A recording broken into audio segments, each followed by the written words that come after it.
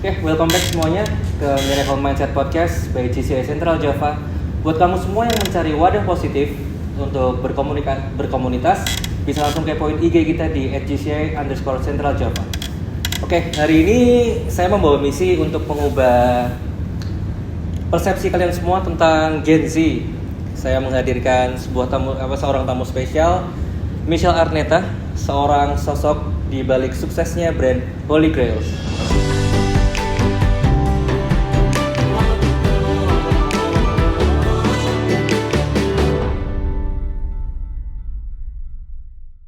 Silakan perkenalkan diri. Ini siapa nih? Pasti orang-orang pada kepo kan siapa sosok cantik yang non sukses ini, coba. Halo semuanya, nama aku Michelle Arneta. Aku owner dari brand Holy Grails, brand yang bergerak di bidang beauty, tepatnya parfum. Umurku 25 tahun. Oke, masih muda banget ya. Nggak kayak saya. Oke, Shell. Awal mulanya gimana sih terciptanya Holy Grails itu? Nah, jadi brand Holy Grails ini tuh aku rintis dari zaman aku masih kuliah gitu. Awalnya sebenarnya iseng-iseng aja sih, karena namanya anak kuliah butuh uang ya.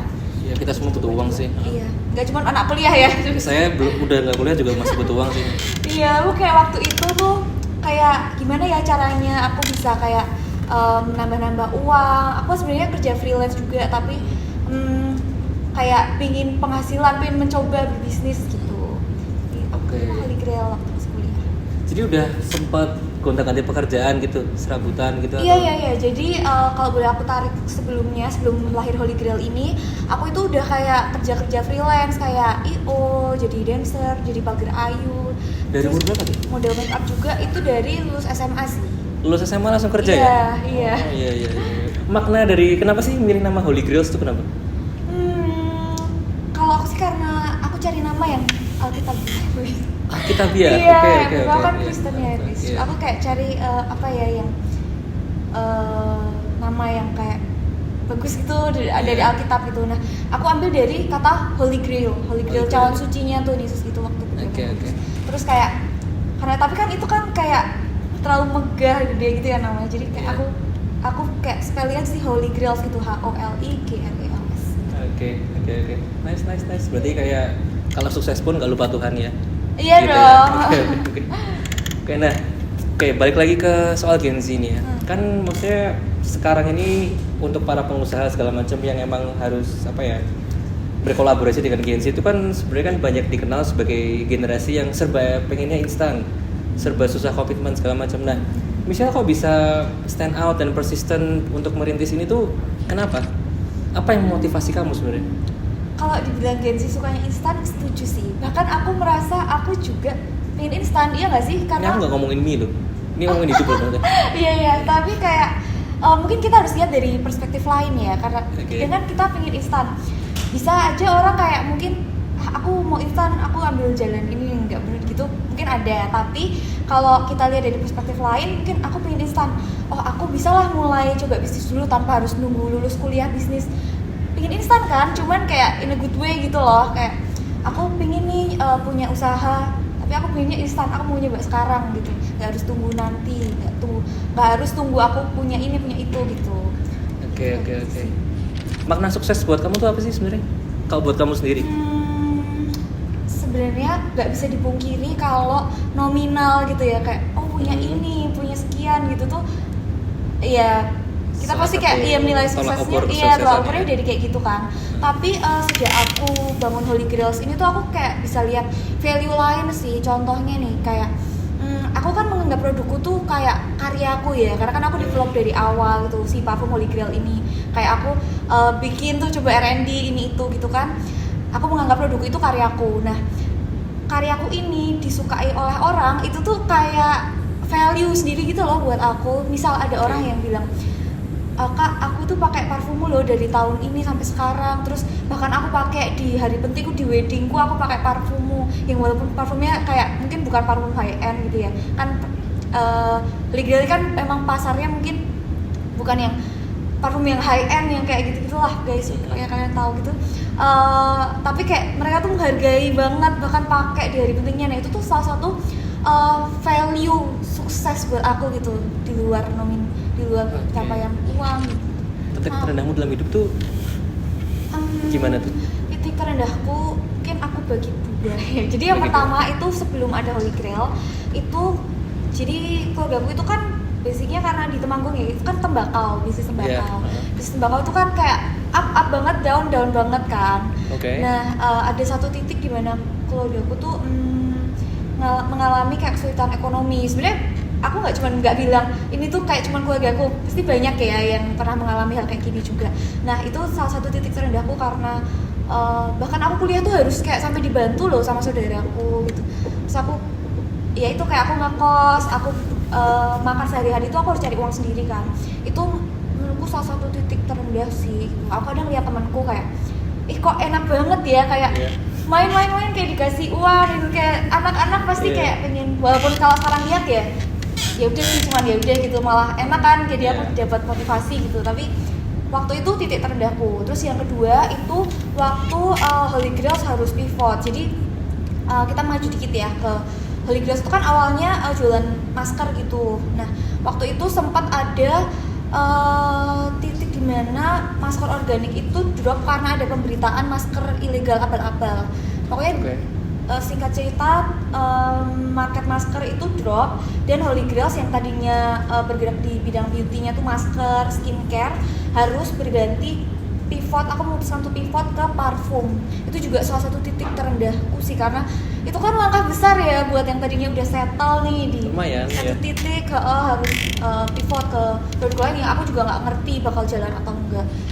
Titik balik ke atasnya itu gimana sih, Cel? Tiba-tiba kamu bisa kayak Michelle Araneta gitu. Kamu bisa kayak apa, sempat menang award ya? Iya, sempat dapat dari CNBC. Iya. Aku bersyukur banget juga sih. Boleh nyambung dikit? Nggak lama sih, jauh ya dari yang bisa disombongin, tapi kayak aku bersyukur banget bisa dapat award CNBC. Itu juga nggak akan terjadi menurutku kalau aku nggak berani untuk keluar dari zona nyaman dalam hal pivot yang tadi aku ceritain guys gitu. Nah titiknya Holy Grail itu waktu kapan tuh? Ingat nggak? Sebenarnya balik lagi ada 2 kali, aku mengalami 2 kali titik Holy Grail itu naik. Pertama waktu COVID, tadi kan aku sempat cerita kalau Holy Grail itu jualan masker gitu. Nah sebenarnya jualannya itu udah dari sebelum COVID, tapi waktu awal-awal banget COVID, ingat gak ada PPKM, semua orang kayak di rumah gitu kan. Nah itu malah mungkin sadly buat beberapa orang itu kayak aduh ekonomi drop gitu ya, tapi ada juga ternyata yang menikmati imbas enaknya gitu, salah satunya aku. Karena dari situ bisnis online itu naik banget karena kan semua orang kan di rumah ya, jadi pada belanja online satu. Terus kedua TikTok itu mulai naik, jadi produkku itu viral gitu. Jadi kayak aku malah merasa titik lonjakan tuh di situ. Waktu COVID malah ya? Iya, malah justru waktu COVID gitu. Terus yang kedua yang waktu parfum sih. Nah ini itu mungkin kayak pelangi setelah hujan gitu. Ya karena kan aku merasa tadi titik terendahku itu waktu aku harus pivot. Tapi justru titik tertinggiku itu juga setelah pivot gitu. Setelah pivot ternyata parfumnya ini viral juga dan booming gitu. Sampai sekarang produk yang waktu itu viral, Body Mist, itu sampai sekarang masih jadi kayak ace produknya Holy Grail. Dari semua achievementmu nih, sebenarnya kalau dari kamu pribadi, secara hati ya, momen yang paling bikin kamu bahagia apa? Dari efek dari kesuksesan Holy Grail yang paling bikin kamu itu, gue happy sekarang gitu. Aku happy sekarang.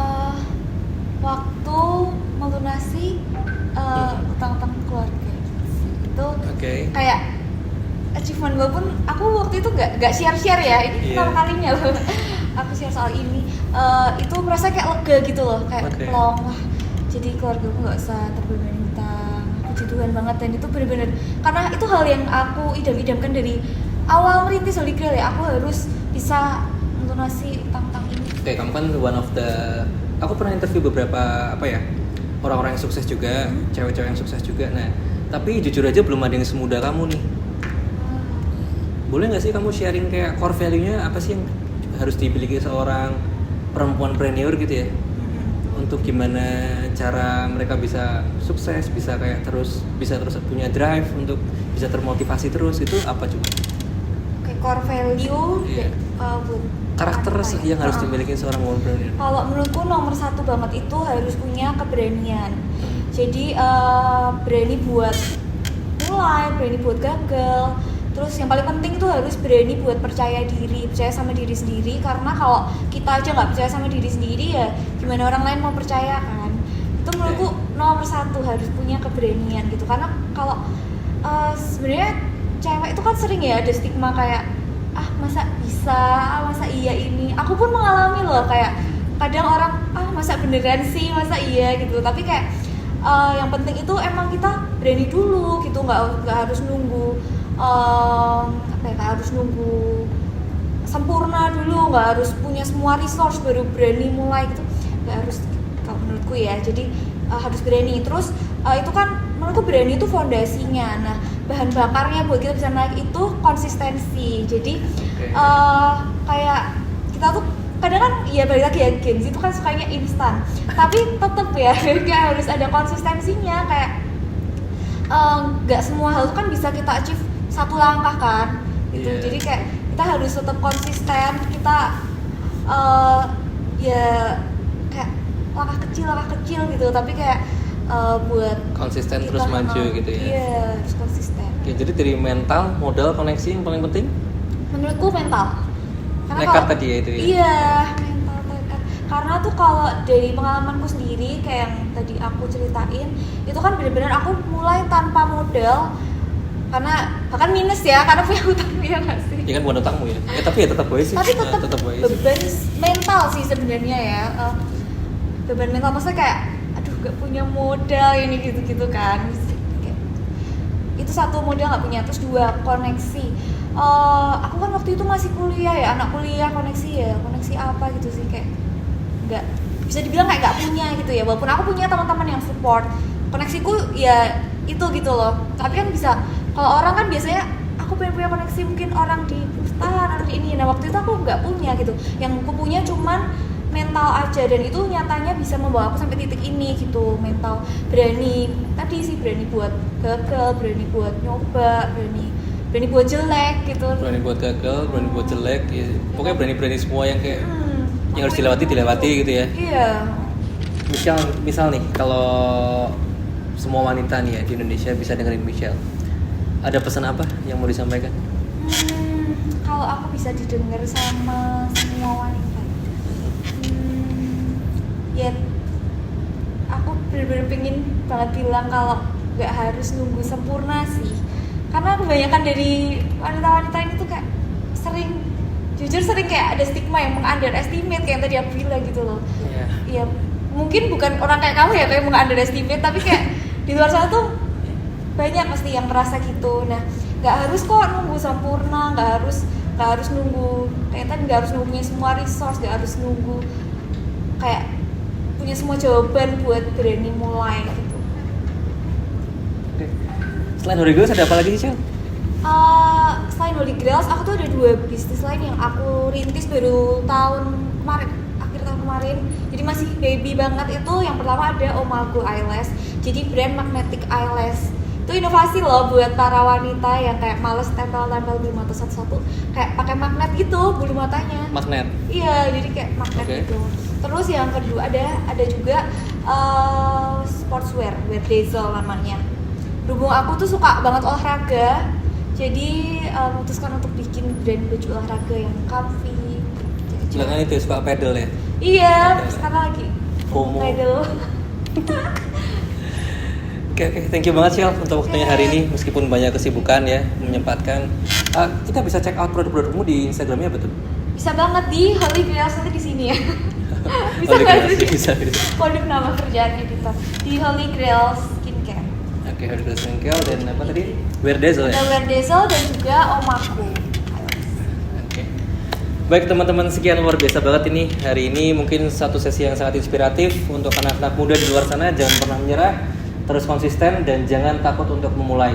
Karena selama kita ada mental, kita bisa cari koneksi dan juga bisa cari modal ya, berarti ya. Oke, pokoknya mulai aja dulu. Oke. Thank you semuanya for watching. Thank you dan see you di episode selanjutnya. Jangan lupa misi kalian untuk membuat minimal 1 kebaikan setiap hari. Make kindness your mission, be a miracle. Thank you. Bye bye.